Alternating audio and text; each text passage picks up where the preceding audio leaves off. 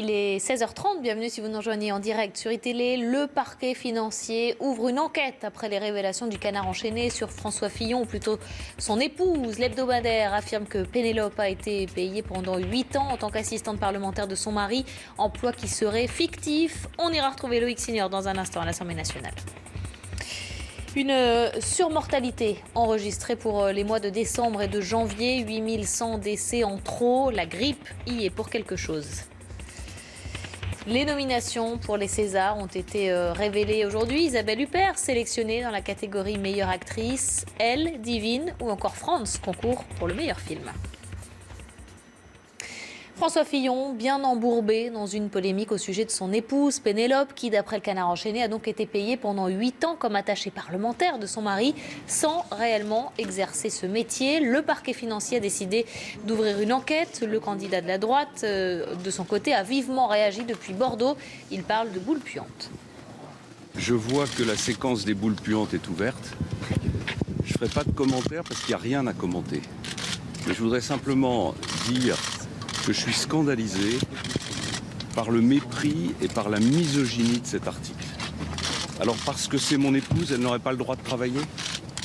Imaginez un instant qu'un homme politique dise d'une femme, comme le fait cet article, qu'elle ne sait faire que des confitures. Toutes les féministes hurleraient. Une affaire qui vient polluer la campagne du candidat de la droite à la présidentielle, direction de l'Assemblée nationale où on retrouve Loïc Signor. Bonjour Loïc. Comment réagit-on chez les députés à l'ouverture d'une enquête par le parquet financier ?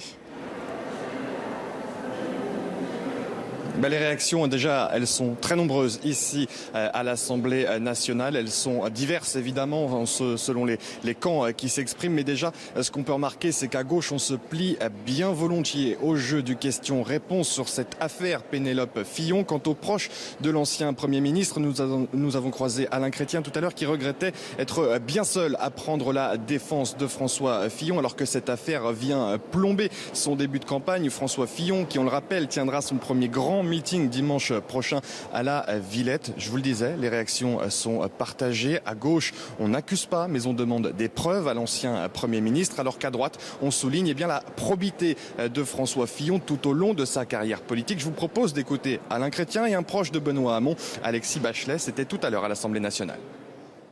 Beaucoup de députés salarient leurs conjoints ou leurs enfants, donc il n'y a rien de nouveau sous le soleil. Tout le monde savait que l'épouse de François Fillon avait travaillé pour lui il y a quelques années. D'ailleurs, notre président, Barthelone, lui, il est marié avec sa collaboratrice. Donc vous voyez que ce sont des pratiques qui sont courantes, qu'on n'a pas à juger, qui sont légales. Voilà. Si ce qui est révélé par la canard enchaîné est vrai, c'est moralement et éthiquement condamnable. Après, je ne sais pas si c'est vrai. Et je ne prétends pas que c'est vrai, je n'en sais rien.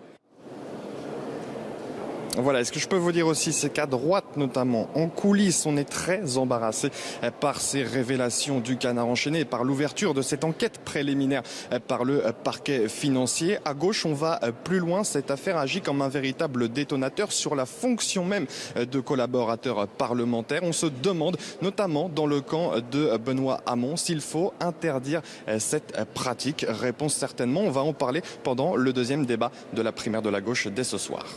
Merci beaucoup. Loïc Signor en direct de l'Assemblée nationale. Effectivement, le débat de l'entre-deux tours de la primaire de la gauche, c'est ce soir entre Manuel Valls et Benoît Hamon.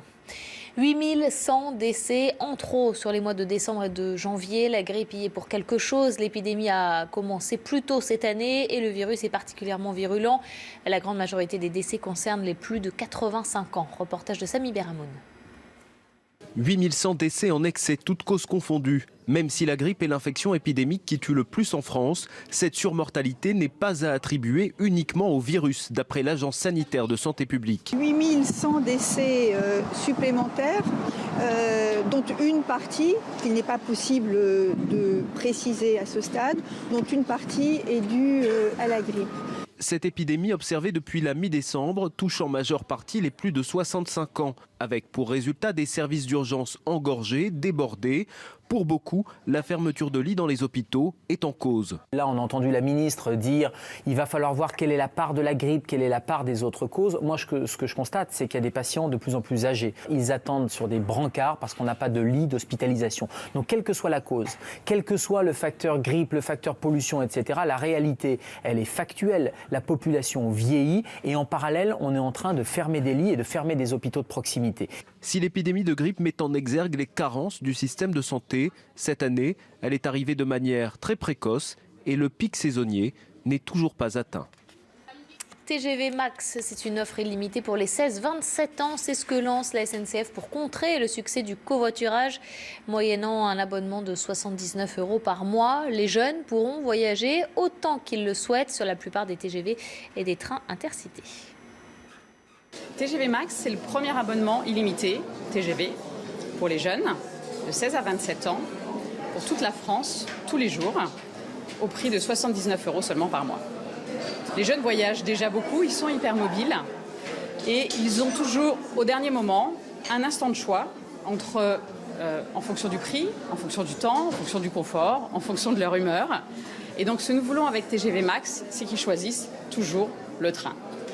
Elle, Divine ou encore France, voilà quelques-uns des films sélectionnés pour le César du meilleur film. Justement, la liste des nominations a été dévoilée aujourd'hui par Alain Terzian, le président de l'Académie des Césars.